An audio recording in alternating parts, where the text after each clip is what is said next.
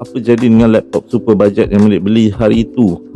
Okey, laptop ni Amelik beli 300 lebih je guys. ProBook 12 tahun umur dia. Okey, laptop ni datang dengan Core i5 4th Gen dan Amelik dah upgrade 16GB dan Amelik tunjuk memang smooth, memang berbaloi upgrade kepada 16GB sebab ini membolehkan laptop ni digunakan. Okey, Amelik juga install extra SSD 128GB yang Amelik beli dengan RM35 je.